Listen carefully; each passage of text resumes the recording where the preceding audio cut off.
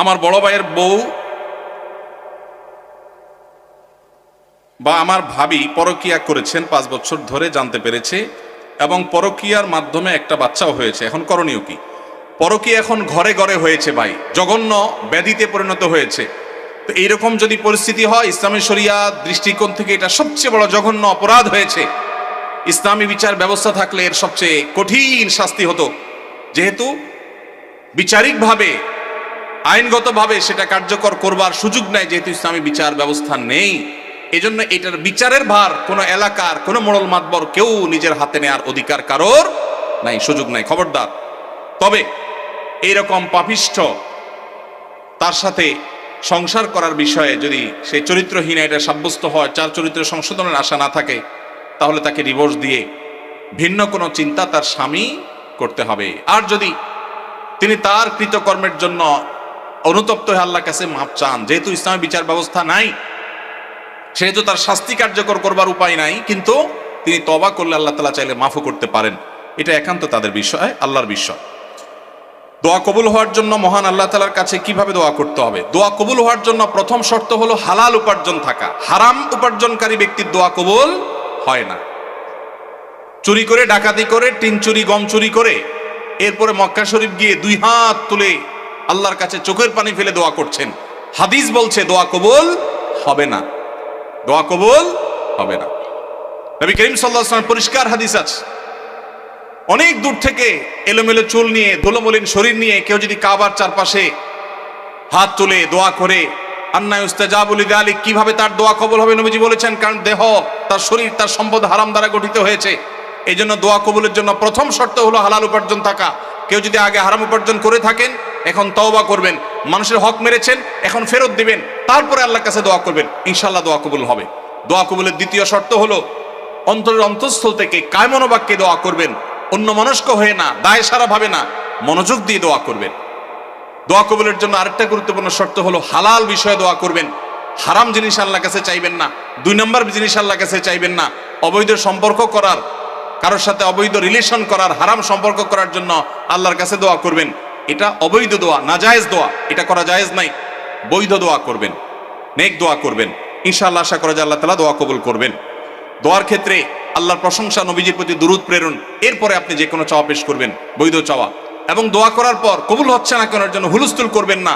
এই শর্তগুলো মেনে চললে কোরআন এবং হাদিসের আলোকে আশা করা যায় দোয়া কবুল হবে ইনশাআল্লাহ। দোয়া কবুলের বেশ অনেকগুলো স্থান আছে, ইনশাআল্লাহ অন্য কোনো মাহফিলে এটার উপরে আলোচনা করতে হবে। এটা নিয়ে আমার একটা সংকলন আছে, দোয়া কবুলের 33টা জায়গা আছে, স্থান আছে, সময় আছে। সেগুলো কি কি একটা আলাদা আলোচনা ইনশাআল্লাহ আমরা বলবো। এটা নিয়ে বহু আগে আমার একটা বক্তব্য আছে অনলাইনে, কারো প্রয়োজন হলে শুনে নিতে পারেন। বর্তমান সময়ে আলেমদের মধ্যে কাদা ছড়াছড়ি বেশি চলছে, আমাদের করণীয় কি? কোন হুজুর আবার কাদা মারল? শীতকালে কাদা পাবে কোথায় এখন ভাইয়া? তো ভাইরা, ওলামায়ে কেরামের মধ্যে মত পার্থক্য থাকবে, এটা স্বাভাবিক। মতের ভিন্নতা থাকবে, এটা কি স্বাভাবিক না অস্বাভাবিক? শুধু ওলামায়ে কেরাম কেন, আমাদের নিজেদের মধ্যে মতের ভিন্নতা আছে না নাই? আচ্ছা, স্বামী স্ত্রী 2 জন সংসার করতে গেলে হাজারো বার একজন আরেকজনকে ভালোবাসি ভালোবাসি জিকির করতে করতে মুখে ফেনা তোলার পরও দেখা যায় হঠাৎ করে ইউক্রেন রাশিয়ার মতো যুদ্ধ বেঁধে যায় কি যায় না? তো যারে সারাদিন ভালোবাসি ভালোবাসি যে পরিমাণ জিকির করতেছেন আর জিকির তুলতেছেন, তার সাথেও যদি আপনার বেঁধে যায়, তাহলে বোঝা গেল যত জন তত মত। মানুষের দৃষ্টিভঙ্গি, মানুষের বুঝার বেশ কম থাকে, এটা থাকবে, কিয়ামত পর্যন্ত থাকবে। সব আলেমরা সব বিষয় একমত হয়ে যাবেন, এটা কিয়ামত পর্যন্ত কখনো সম্ভব না। তাহলে মতের ভিন্নতা, ইখতিলাফ, মতের বৈচিত্র্য, এটা কখনো দোষের হতে, দোষের কোনটা ভাই? দোষের হলো এই যে কাদা ছড়াছড়ি বলতে যেটা বুঝিয়েছেন আপনি সেটা, অর্থাৎ মতভিন্নতাটা যদি মতবিরোধে চলে যায়, শত্রুতায় চলে যায়, যেখানে ইসলামের শত্রুদের সাথে লড়াই করা দরকার, সেই লড়াই যদি নিজেদের মধ্যে করে, যেই শক্তি আল্লাহ এবং তার রাসূলের দুশমন মুসলমানদের দুশ্মনদের বিরুদ্ধে ক্ষয় করা দরকার, সেই শক্তি যদি নিজেদের বিরুদ্ধে ক্ষয় করে, সেটা হলো নিন্দনীয়, সেটা হলো নিকৃষ্ট কাজ, সেটা হলো খারাপ কাজ।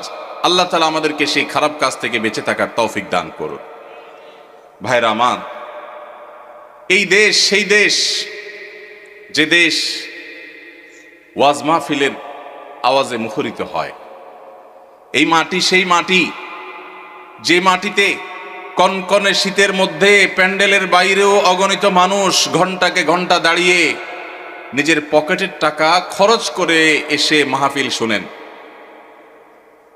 লক্ষ্মীপুর থেকে এই মাহফিলে এসেছেন, দেখা করেছেন আমার সাথে। চাঁদপুর থেকে এসেছেন, আমার সাথে দেখা করেছেন। আরো হয়তো অনেকে অজানা আমার ভাইয়েরা দূর দূরান্ত থেকে এসেছেন। আপনাদেরকে কি এই ঢুলিপড়া ঐক্য পরিষদের ভাইয়েরা সবাইকে পদ ভাড়া দিছে? বিরিয়ানির প্যাকেট ট্যাকেট আছে আজকে? সেটাও নাই। নিজের খরচে, নিজের গরজে ওয়াজ মাহফিলগুলোতে যে স্বতঃস্ফূর্ত অংশগ্রহণ হয়, বাংলাদেশে কোন সমাবেশে এই রকম স্বতঃস্ফূর্ততার কোন দৃষ্টান্ত কেউ দেখাতে পারবে না। সেই দেশে, সেই মাটিতে আমরা মুসলমানরা সামান্য কিছু বিদেশিদের দালাল, তাদের এজেন্ডা এই দেশের মাটিতে, এদেশের মানুষের খেয়ে যারা বাস্তবায়ন করে, তাদের কাছে আমরা অনেকটা গোলামির জিঞ্জিরে আবদ্ধ হওয়ার মতো আবদ্ধ হয়ে আছি আজ 50টা বছর। 50 বছর বললে ভুল হবে, সে ব্রিটিশ আমল থেকে শুরু হয়েছে। দিন এবং ইসলামকে কোণঠাসা করে একঘরে রাখার এক অপরচেষ্টা, নীল নকশা এদেশে প্রতিনিয়ত বাস্তবায়ন করা হয়। এদেশের শিক্ষাক্রমে, পাঠ্যপুস্তকে এদেশের আপামর সাধারণ ধর্মপ্রাণ মানুষের চিন্তাধারার প্রকাশ আপনি সচরাচর দেখতে খুব কম পাবেন না। এদেশের সংবিধানে, এদেশের আইনে, এদেশের মিডিয়াতে, এদেশের আদালতে, এদেশের বিভিন্ন জায়গায় গণমানুষের আকাঙ্ক্ষা বলতে যা, সেটা খুব বেশি প্রতিফলিত হতে দেখবেন না। দেখবেন যে সব এজেন্ডা বাস্তবায়ন, বিভিন্ন জিনিস পুশ করানোর চেষ্টা, এত এত শয়তানি চক্রান্ত যেই মাটিতে চলে, সেই মাটিতে ইসলামপন্থীরা পরস্পর কাদা ছড়াছড়ি করবে, এর চাইতে নির্লজ্জতা, এর চাইতে দুঃখজনক ঘটনা মুসলমান জাতির জন্য আর কি হতে পারে? আল্লাহ তাআলা আমাদেরকে ভিন্ন ভিন্ন মত থাকা সত্ত্বেও পরস্পরের সাথে সৌহার্দ্যপূর্ণ সম্পর্ক বজায় রেখে, ভিন্ন ভিন্ন চিন্তা থাকা সত্ত্বেও কাঁধে কাঁধ মিলিয়ে, হাতে হাত মিলিয়ে যার যার আল্লাহ এবং তার রাসূলের পথে আহ্বানের মিশনকে আল্লাহ তাআলা সাকসেস করার তৌফিক দান করুন। ভাইরা আমার, সাপ যখন এসে যায়, যার হাতে যা থাকে সে তা নিয়ে ঝাঁপিয়ে পড়ে। কিভাবে সাপের ক্ষতি থেকে বাঁচা যায়, ঠিক না ঠিক? আমাদের উচিত আমরা যে যেই মতের হই, যে যেই পথের হই, আমাদের কমন শত্রু, আপনার শত্রু, আমার শত্রু, ওনার শত্রু, সবার শত্রু যারা যারা আমাদের শত্রু হওয়ার ব্যাপারে কোনো ভিন্ন মত নাই, তাদেরকে আপনি আপনার মতো, আমি আমার মতো, উনি ওনার মতো, তাদেরকে দমনের পিছনে লেগে যাই। আমাদের নিজেদের পেছনে ছিদ্র খোঁজার কাজটা আল্লাহর ওয়াস্তে বন্ধ করে দিই। আমরা যারা সাধারণ মানুষ আছি, আমরা পাড়া মহল্লা থেকে ভিন্ন মতের, ভিন্ন দলের, ভিন্ন চিন্তার মুসলমান ভাইয়ের সাথে কাঁধে কাঁধ মিলিয়ে চলা শিখবো তো ইনশাআল্লাহ। মনে রাখবেন, মতের ভিন্নতা আছে, থাকবে। মতের ভিন্নতা থাকে যদি 10টা বিষয় নিয়ে, মতৈক্য আছে 100 বিষয় নিয়ে, ঠিক না ঠিক? শুধু নামাজের কথাই যদি বলেন, নামাজের কয়টা মাসআলা নিয়ে আমাদের সমাজে মত ভিন্নতা আছে? এর বিপরীতে মতৈক্যের বিষয় পাবেন আপনি অগণিত। মৌলিক আকীদা ঈমানের বিষয় যদি বলেন, আমাদের আল্লাহ এক। মুসলমানদের মধ্যে মত পার্থক্য আছে। অনেকে শুধু মত পার্থক্য দেখে সকাল বিকাল, সারাদিন শুধু দেখে যে হুজুরদের এত মত পার্থক্য। আমি কত মত পার্থক্য? কি দেখেন আপনি এত? আমি তো দেখি না। নামাজ 5 ওয়াক্ত, এটা ইসলামের কি মেইন গুরুত্বপূর্ণ বিষয় না খুচরা বিষয়? সবচেয়ে গুরুত্বপূর্ণ বিষয়, তাই না? 5 ওয়াক্ত নামাজ 6 ওয়াক্ত না 4 ওয়াক্ত না, এই ব্যাপারে কোনো আলেমের, কোনো হুজুরের কোনো ভিন্নমত আছে? তাহলে আমাদের আল্লাহ এক, এটা নিয়ে কোনো ভিন্ন মত নাই। আমাদের নামাজ 5 ওয়াক্ত, এটা নিয়ে কোনো ভিন্ন মত নাই। ইসলামের রোকন 5টা, ভিন্ন মত নাই। আমাদের হজ করতে হবে বাইতুল্লাহ গিয়া, অন্য কোথাও না, ভিন্ন মত নাই। রমজান মাসে রোজা রাখতে হবে, ভিন্ন মত নাই। বাবা মার সদাচরণ করতে হবে, ভিন্ন মত নাই। আমাদের রাসূল এক, সেটা নিয়েও ভিন্ন মত নাই। আমাদের মৌলিক যত জায়গা আছে, মেইন যত জায়গা আছে, তার সবগুলোতে আপনি দেখবেন কোনো ভিন্নমত নাই। শাখাগত বিষয়ে ভিন্নমত স্বামী স্ত্রীর মধ্যেও হয়, ভাই ভাইও হয়, বাপ ছেলেও হয়, পার্টনারেও হয়। তাহলে এই বিষয়ে আমাদের ভিন্নমত থাকবে, এটাই স্বাভাবিক। এই ভিন্নমত থাকা সত্ত্বেও আপনি এক পথে গেলে মনে করছেন ইসলামের লাভ হবে, আরেকজন মনে করছে আরেক পথে গেলে ইসলামের লাভ হবে, আমি মনে করছি আরেকটা পথে গেলে ইসলামের লাভ হবে। আমাদের নিজেদের মধ্যে কামড়াকামড়ির দরকার নাই। পথ কি আমারটা ভালো না আপনারটা ভালো, এটা নিয়ে গন্ডগোলের দরকার নাই। আপনি আপনার পথে, উনি ওনার পথে, আমি আমার পথে, দ্বীনের কল্যাণে, ইসলামের কল্যাণে কাজ করি। পারলে আমার ভিন্ন মতের ভাই, তারও যেহেতু উদ্দেশ্য ভালো, তাকে সহযোগিতা করি। সেটুকু যদি কলিজায় না দেয়, অন্তত আল্লাহর হস্তে ঠেলাঠেলি খোঁচাখুচি বন্ধ করি। আপনারা যারা আজকের মাহফিলে এসছেন, আপনাদের কাছে আমার উদাত্ত আহ্বান, এটা আপনার মহল্লার মসজিদ থেকে শুরু হতে হবে। ভিন্ন মতের মুসলমানের সাথে মুস্কি হাসি দিয়ে সালাম দেওয়া অভ্যাস করবেন। সম্ভব হলে বাসায় দাওয়াত করবেন, চেষ্টা করবেন তো ইনশাআল্লাহ। ভিন্ন মতের মুসলমানরে বাসায় দাওয়াত দিয়ে খাওয়াইলে সওয়াব হবে না গুনাহ হবে? কি বলেন ভাই, গুনাহ হবে?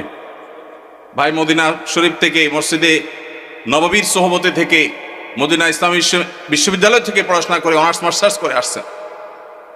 সৌদি আরবে দায়ী ছিলেন, ঢাকা ইউনিভার্সিটিতে পড়াশোনা করেছেন, অনেক যোগ্য মানুষ। ভাই অন্য মতের আহলে কেবলা, আহলে সুন্নাল জামাতের শামিল ভাইকে দাওয়াত দিয়ে খাওয়াইলে, এমনকি যদি অন্য মতেরও হয়, রাসূল আকরাম সাল্লাল্লাহু আলাইহি সাল্লাম যদি অমুসলমানকে খাওয়ান, তো আমরা ভিন্ন মতের মুসলমানরে খাওয়াইলে সওয়াব হবে না গুনাহ হবে? ভাইকে একমত, সওয়াব হবে তো? আলহামদুলিল্লাহ। এখানকার সব হুজুররা একমত। আপনার বলেন হুজুরদের মধ্যে কোনো মিল নাই, মত পার্থক্য শুধু। কই মত পার্থক্য? আমরা 3 হুজুর একমত হয়ে গেছে আলহামদুলিল্লাহ। আমি আশা করি দেশে কোনো হুজুরের ভিন্ন মত নাই। এখন আমার প্রশ্ন, আপনি একজন তবলিগ জামাত করেন, আপনি জামাত ইসলামীর এক ভাইকে, চরণাবিশ্বাস মরিদ এক ভাইকে, আহলে হাদিস এক ভাইকে আপনার বাসায় শুধু আপনার মুসলমান ভাই হিসাবে দাওয়াত দিয়া খাওয়াইছেন। এই ঘটনাগুলো আমাদের দেশে বেশি হয় না কম হয়? কম হয় মানে সচরাচর খুব একটা দেখাই যায় না। আহা, আমাদের কলিজাগুলোকে একটু বড় করতে হবে যদি আমরা আল্লাহকে খুশি করতে চাই। আল্লাহ আমাদেরকে তৌফিক দান করুন। ওলামা একরামের মধ্যে মতভিন্নতা, এটা অনেক সময় আমরা বাড়াই, অনেক সময় আমাদের এই ক্যামেরা হুজুররা বাড়ায়। ক্যামেরা হুজুররা অহেতুক মিথ্যা ভুয়া থাম্বনেল দিয়া একজনের পিছনে একজনকে লাগাই দেওয়া হয়। অনেক সময় আসলে লাগালাগির কিছু নাই, কিন্তু সাধারণ দর্শকরা দেখে মনে করে, দেখছো হুজুররা লাগালাগি শুরু করছে। আসলে হুজুরদের কোনো লাগালাগি নেই। লাগালাগি কাদের? ক্যামেরাম্যান ভাইদের। আল্লাহ আমাদের ক্যামেরাম্যান ভাইদেরকে হেদায়েত দান করুক, ইউটিউবার ভাইদেরকে আল্লাহ হেদায়েত দান করুক। সামান্য ভিউ কামানোর জন্য যারা আল্লাহর দ্বীনের ক্ষতি করছেন, যারা ওলামা ইকরামের মধ্যকার সম্পর্ক নষ্ট করছেন, তারা আল্লাহকে ভয় করেন। এই টাকা জাহান্নামের আগুন হয়ে আপনাদেরকে স্পর্শ করবে। এমনি ক্যামেরা সেট করা নিয়ে আপনারা এদের উপরে খেপা আছেন, এখন তাদের বিরুদ্ধে ওয়াজ গেছে। আমি তো তাদের নিরাপত্তা নিয়ে আশঙ্কায় আছি। আল্লাহ তাআলা আমাদের ভাইদেরকে হেদায়েত দান করুন। ভাইরা আমার, সিরিয়াস ইস্যু। যারা ইউটিউবাররা আছেন, ওয়াজ মাহফিলের ভিডিওগুলো আপনারা রেকর্ড করেন, ছাড়েন, আল্লাহর হস্তে ভুলভাল ফালতু থাম্বনেল দিবেন না। এমন মিথ্যা থাম্বনেল দেখা যায় ওটার কথা ভিতরে কিছুই নেই। অনেক সাদামাটা মানুষ আছে, বুঝে না। তো ওলামা ইকরামের মধ্যে দূরত্ব সৃষ্টি করার ক্ষেত্রে এসব কাজেরও ভূমিকা আছে। আমরা যারা সাধারণ মানুষ আছি, আমাদের কাজ কি? আমাদের কাজ হলো অন্তর থেকে সব মুসলমানকে ভালোবাসবো। চেষ্টা করা যাবে না ইনশাআল্লাহ? আমি আমার কাজ করব, ভালোবাসবো সবাইকে। কাজ আমি যেটাকে সঠিক মনে করছি সেটাই করব, কিন্তু আমার ভালোবাসা হবে সব মুসলমানকে। ঠিক আছে না ইনশাআল্লাহ? সব আহলে কিবলাকে, সব আহলে সুন্নাল জামাতকে। আল্লাহ তাআলা আমাদের সবার দিলগুলোকে বড় করার তৌফিক নসিব করুন। আলহামদুলিল্লাহ, ওলামা ইকরাম যুগের চ্যালেঞ্জ উপলব্ধি করতে সক্ষম হচ্ছেন। আমরা দেখতে পাচ্ছি চতুর্দিকে আলহামদুলিল্লাহ ভিন্ন ভিন্ন মতের ওলামা একরাম একই মঞ্চে আলোচনা করছেন, উঠছেন, দেখা সাক্ষাৎ হচ্ছে, এটা একটা ভালো ইন্ডিকেটর, এটা ভালো আলামত। আমরাও মহল্লা মহল্লায় চর্চা শুরু করবো। আমি যেটা বলেছিলাম, ভিন্ন মতের ভাইকে দাওয়াত দিয়ে খাওয়াবেন, তার বাসায় যাবেন, তার প্রতি সহমর্মী হবেন, তার জন্য দোয়া করবেন, তার ছেলেমেয়ের জন্য দোয়া করবেন। এর মাধ্যমে নিজেদের মধ্যে সম্প্রীতি এবং সৌহার্দ্য বাড়বে। আল্লাহ আমাদেরকে তৌফিক দান করুন। এরপরে প্রশ্ন, আজকাল হাই ভলিউমে গান শোনাটা ফ্যাশনে পরিণত হয়েছে, এটা থেকে কিভাবে পরিত্রাণ পেতে পারি আমরা? ভাইরা আমার, হাই ভলিউমে যারা গান শুনে তারা আসলে কি গান শুনে না শোনায়? নিজে শুনতে হলে তো খুব বেশি হাই ভলিউমে গান শোনার দরকার নেই, নিজে শোনার জন্য তো লো ভলিউমে গান শোনাটা যথেষ্ট। যারা গান শুনতে চায়, মানুষ আছে একজন বা দুইজন এক জায়গায়, কিন্তু ফুল ভলিউম দিয়ে যখন ঝাঁকানাকা গান শুনছে, পুরো এলাকা কাঁপতেছে মাটি সহ, তারা কি নিজেরা আসলে গান শুনছে না শোনাচ্ছে? এজন্য প্রশ্নকর্তা ভাই যে ফ্যাশন লিখেছেন, খুব যথার্থ লিখেছেন। এটা যতটা না গান শোনা, ততটা তার চেয়ে বেশি ফ্যাশন। এটা হলো একটা অনাচার, একটা জুলুম, এটা হলো একটা অসভ্যতামূলক আচরণ। এটা কোনো সভ্য ভদ্র সমাজের কোনো মানুষের, ভদ্র মানুষের, ভালো মানুষের কোনো আচরণ হতে পারে না। আমি সব সময় এটার বিরুদ্ধে কথা বলার চেষ্টা করি। আমাদেরকে একটা বিপ্লব করতে হবে, সেটা হলো শব্দ সন্ত্রাসের বিরুদ্ধে বিপ্লব। অনেকেই দেখা যায় বিয়ে, গায়ে হলুদ, গায়ে মরিচ, আকিকা, নানান অনুষ্ঠানের নামে হাই ভলিউমে ডেস্ক ভাড়া করে গান শুনছে। এখন আমার প্রশ্ন হলো, আপনার মনে অনেক খুশি, আপনি লাফাচ্ছেন গানের তালে তালে, ভালো কথা, হতে পারে, এটা আপনার ব্যাপার, ভালো কথা বলতে এটা আপনার ব্যাপার। কিন্তু আরেকজন হয়তো অনেক মনে কষ্টে আছে, তার অনেক চিন্তা দুশ্চিন্তা, কোনো কারণে পেরেশানি, হয়তো অসুস্থ বাবাকে নিয়ে বসে আছে, কিন্তু পুরো এলাকাকে আপনি প্রকম্পিত করছেন বাজ বিচার করা ছাড়া। তাহলে যে বেদনায় আছে, তার বেদনাটা আপনার গানের আওয়াজে আরো বাড়াই দিবে। এটা কোনো ন্যূনতম কমন সেন্স আলা মানুষের কাজ হতে পারে? কিন্তু দুঃখ লাগে যখন দেখি আমাদের অনেক স্কুল কলেজ পড়ুয়া, বিশ্ববিদ্যালয় পড়ুয়া, শিক্ষিত যুবকেরা এই কাজটা করে। এটা তো একজন শিক্ষিত মানুষ দ্বারা কখনো হতে পারে না, যে আমি উচ্চ ভলিউমে, হাই ভলিউমে গানের আওয়াজে আশপাশে মানুষকে অতিষ্ঠ করব, মানুষ কষ্ট পাবে, মোবাইলে কথাটা পর্যন্ত বলতে পারবে না। এটা কোনো সভ্য সমাজে গ্রহণযোগ্য হতে পারে না। ভাইরা আমার, যাদের বিয়েতে হাই ভলিউমে গানের আওয়াজ বাজায়, তাদের অনেককে বলতে শোনা যায় যে আসলে আমি নিজেও এগুলো পছন্দ করি না। তাহলে কেন হয়? ভাতিজা ভাগিনারা, ছোট ভাইরা একটু তারা চায়, শখ করছে ওরা। ভাতিজা ভাগিনারা কি করছে? শখ করছে। বিয়ে করবেন জীবনে একবার না দুইবার? একবার। কাদের কাদের দুইবার করার নিয়ত আছে? হাত তোলেন। মাশাআল্লাহ, ঘুমেছিল এরা মনে হয়। ঠিক আছে ভাই, বিয়ে যেহেতু একবারই করবেন বেশিরভাগ মানুষ, সে একটা বিয়ে হোক আদর্শ বিয়ে, সে একটা বিয়ে হোক স্মরণীয় বিয়ে, ওই বিয়েতে মানুষের বদদোয়া আসুক, কেউ চান? তাহলে ভাতিজা ভাগিনা কেন, আরো কেউ যদি বলে, ছোট ভাইরাও যদি বলে, তাহলে সেই অনাচার আমরা করতে দেব না ইনশাআল্লাহ। ভাইরা আমার, এমনকি ওয়াজ মাহফিলের যে মাইক, এই মাইকগুলো কন্ট্রোল যেন থাকে, কন্ট্রোলে যেন থাকে, এগুলো যেন নিয়ন্ত্রণে থাকে। আমরা সবসময় বলি, আমি বরাবরের মতো আহ্বান করি, আমি কেন, অন্যান্য আলেমরাও সবসময় বলেন যে ওয়াজ মাহফিলের মাইক যেন মানুষের বিরক্তির কারণ না হয়। শহরে এটা খুব বেশি নিয়ন্ত্রণ জরুরি।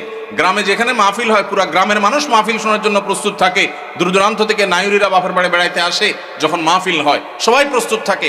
তারপরও মাইকের আওয়াজটা যেন কারোর মোবাইলে কথা বলা অসম্ভব হয়ে যায়, এই পর্যায়ে যেন না থাকে। ভলিউমটা যেন নিয়ন্ত্রণে থাকে, অন্তত যেগুলো প্যান্ডেলের বাইরে থাকবে। যতটা সম্ভব, এবং গভীর রাত পর্যন্ত অন্য ধর্মের মানুষের, অসুস্থ রোগীদের, সকালবেলা স্কুলগামী বাচ্চাদের, মাদ্রাসাগামী বাচ্চাদের বা যাদের ডিউটি আছে তাদের যেন কষ্টের কারণ না হয়। আল্লাহ আমাদের সবাইকে দায়িত্বশীল আচরণ করার তৌফিক নসিব করুন। এরকম হাই ভলিউমে যখন গানের আওয়াজ হবে, আমি আপনাদের সবার কাছে উদাত্ত আহ্বান রাখতে চাই, পাড়ায় মহল্লায়, গাড়িতে বাড়িতে, যেখানে দেখবেন যে হাই ভলিউমে কোনো গানের আওয়াজ দিয়ে মানুষকে অতিষ্ঠ করা হয়, কয়েকজন মানুষ মিলে গিয়ে